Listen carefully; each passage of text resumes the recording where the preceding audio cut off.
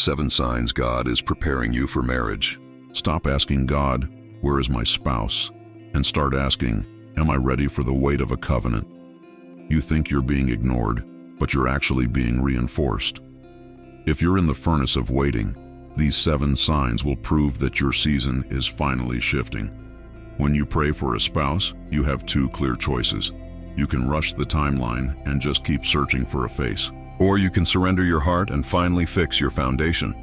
God places divine preparation for your journey and your destiny. He rarely shouts over the noise of your loneliness and your timeline. He uses quiet refinement, gentle breaking, and holy rebuilding. But most of us are so impatient, so focused on the ring, and so distracted. We pray right past every single work He is doing within us. We think God is simply withholding, or that we are not worthy. But actually, God is trying desperately to build something unshakable. If you feel today like you are in a furnace of waiting, stop fighting the heat with all your frustration and your plans. God might be forging a character that can carry a covenant. Today, I will share 7 clear signs God is preparing you for marriage. He is trying to get your identity and your wholeness right now. And sign number 1 is the most important shift you will encounter. Sign 1. The idolatry shattering.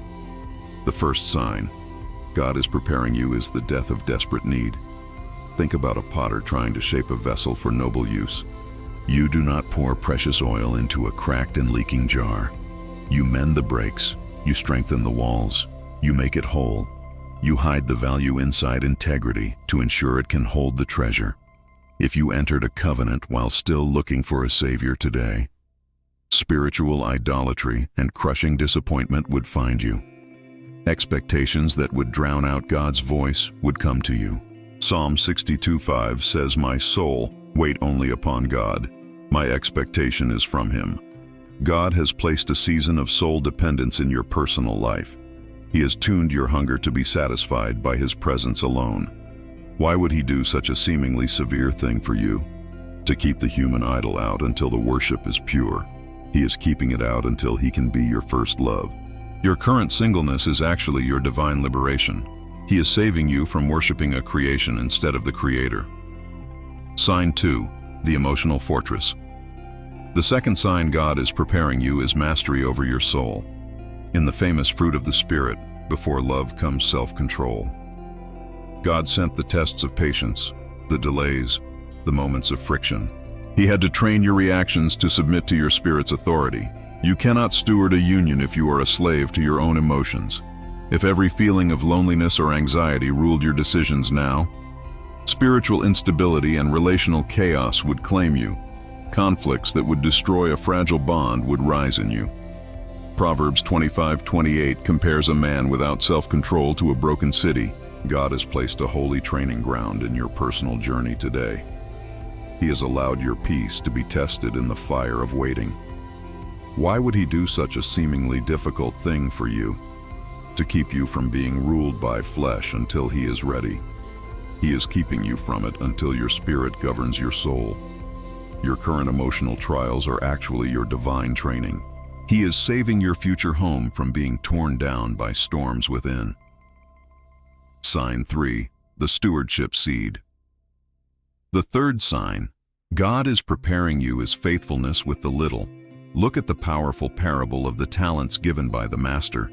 The servant did not receive more until he proved faithful with little. He needed the character to manage, multiply, and honor the trust. He was completely unaware this small test was the key to greater. God will often let you steward your finances, time, and singleness now, that you almost dismiss as unrelated to marriage preparation. This is not an accident or a separate lesson from your loving Father. This is a divine intentional examination for covenantal responsibility. God hides the principles of kingdom partnership in your daily obedience.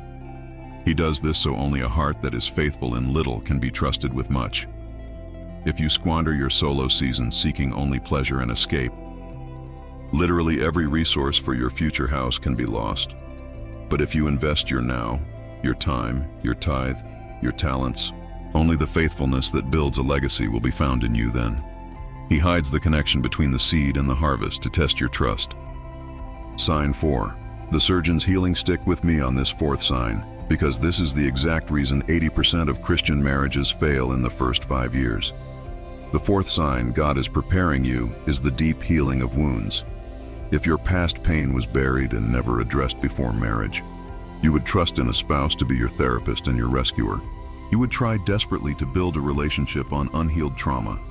You would assign a human a divine role they were never meant to carry. That dangerous pattern is a recipe for spiritual and emotional infection. Psalm 147:3 says, "He heals the brokenhearted and binds up their wounds." God hides the seamless partnership for this specific season of healing. He hides it so you are forced to let Him be your complete physician. He wants you to ask yourself, am I whole enough to give, not just take? He wants you to be so healed in God as your true restorer, that a spouse meets a whole person, not a project. But that wholeness will never come from avoiding the inner work. He hides the mate until you stop searching for a bandage. Sign 5, the contentment core. The fifth sign.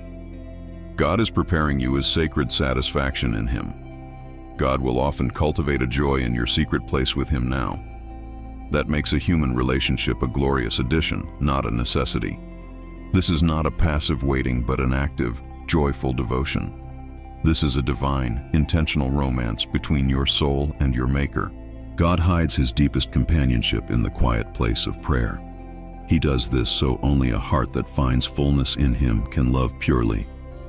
If you see singleness as a curse to be escaped as quickly as possible, literally every counterfeit can find you and look like love.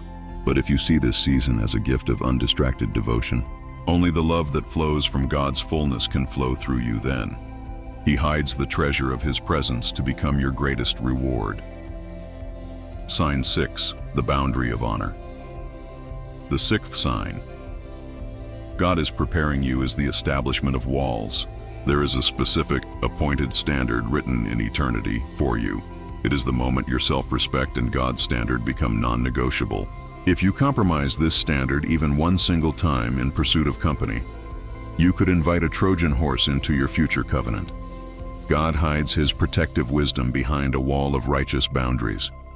You are in the world, feeling the pressure and sensing the loneliness, but the wall is still standing and you cannot lower the gate yet. Why would the divine guardian let you feel the strain of standing alone now?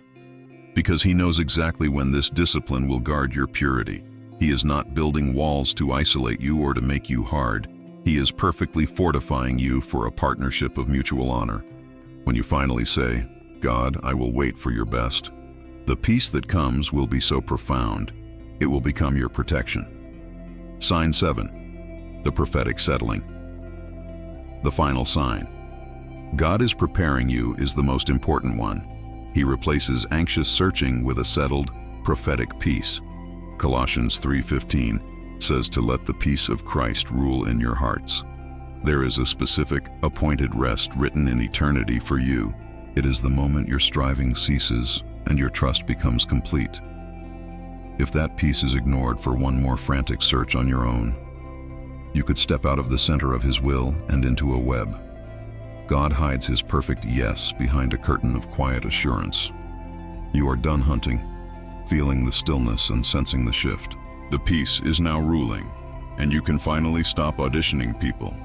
Why would the divine bridegroom let you arrive at this rest now? Because He knows exactly when this peace will guide you to the promise. He is not giving you peace to be passive, but to be powerfully guided. He is perfectly positioning you for a recognition that requires no force. When you finally exhale and say, "God, I trust your choice," the confirmation will come with such clarity, it will feel like home. So, my dear friend, you must stop resenting the preparation process. If you are in the fire right now, you must learn to embrace the refining. Enjoy the safety of being in the careful hands of the potter. Enjoy the deep transformation and the precious fortification of this season. You are not being punished by heaven or cursed to be alone. You are being carefully and intentionally crafted for a covenant. He has sent the process because you are His beloved child, and wise master builders reinforce the structure before the weight is added. If you are willing to embrace His preparation today, I need you to seal this powerful word with a step of faith. Subscribe to this channel and join our patient, prepared family. We are a family that has learned to value the process over the promise. You truly belong here with people who understand your season of building, and I want you to make a powerful declaration of your readiness. If you truly believe God is making you ready, type this simple, profound phrase in the comments below. I am ready. Type it with a genuine, confident peace on your faithful face. The preparation is about to make perfect sense soon. Share this video with a single friend who is in the furnace. Tell them this life-changing, encouraging truth today. You are not waiting. You are being built by God. He is writing a breathtaking masterpiece with your story of preparation. I will see you in the next video, walking in your purpose.